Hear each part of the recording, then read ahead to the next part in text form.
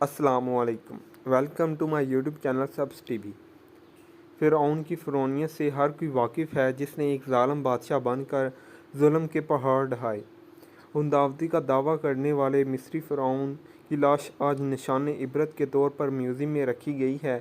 फ़िरऔन की लाश से मुतल्लिक़ बहुत से ऐसे राज हैं जिनके बारे में बहुत से लोगों को नहीं पता।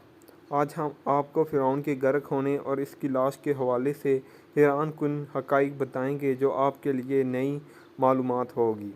सन 1851 से कबल कोई नहीं जानता था कि खुदाई का दावा करने वाले फ़िरऔन की लाश का क्या हुआ था और इनके बाक़ियात कहाँ हैं, ये कहीं हैं भी मौजूद या नहीं।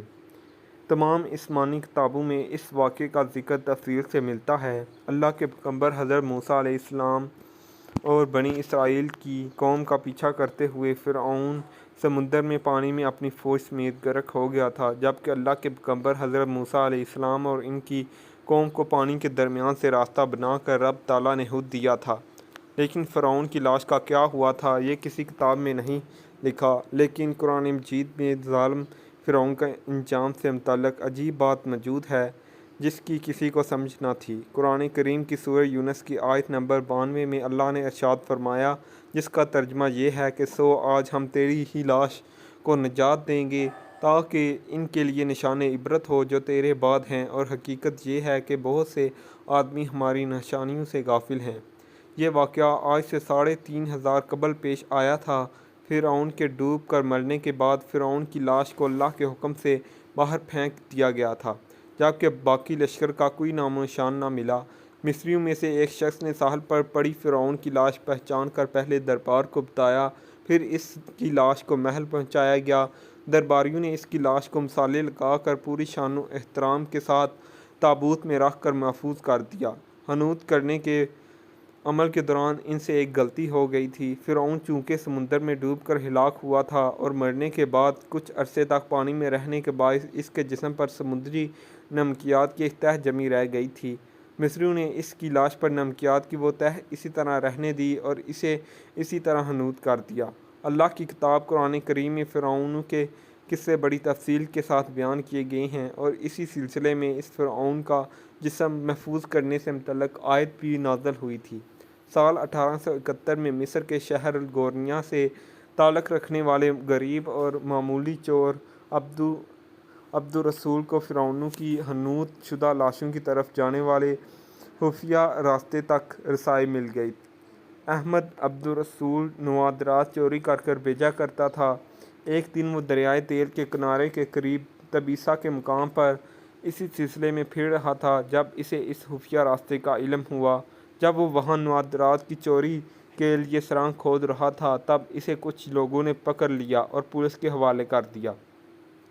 इसकी जगह की मुसलसल खुदाई की अमल में लाई गई और साल 1891 में को दूसरी मम्मियों के साथ फ़िरऔन की लाश भी मिली। इसके कफन पर सीने के मकाम पर इसका नाम दर्ज था। इसकी लाश पर तहकीक की गई तो इस बात की तस्दीक हो गई कि वो फ़िरऔन की लाश है। साल 1986 ईस्वी में फ़िरऔन की मम्मी ख़राब होने लगी तो इस वक्त की मिस्री हुकूमत ने फ़्रांस की हुकूमत से दरख्वास्त की कि फ़िरऔन की मम्मी को ख़राब होने से बचाया जाए।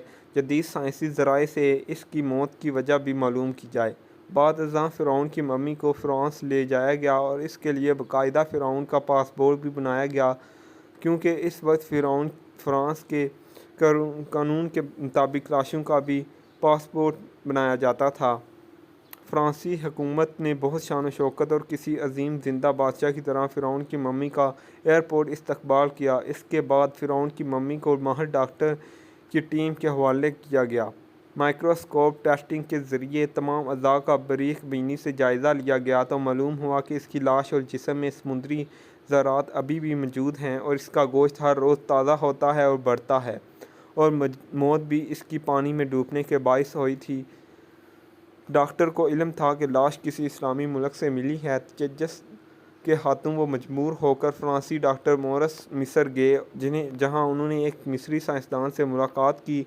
इस मिस्री साइंसदान ने कुरान पाक खोलकर सूरह यूनुस की आयत 90 और 96 का तर्जमा करके लफ्ज़ ब लफ्ज़ सुनाया। फ़िरौन के बाल और नाहन ताहाल बढ़ते हैं। इसके हवाले से साइंसदान भी यही कहते हैं कि इंसान के मरने के बाद भी इसके बाल और नाहन बढ़ते रहते हैं।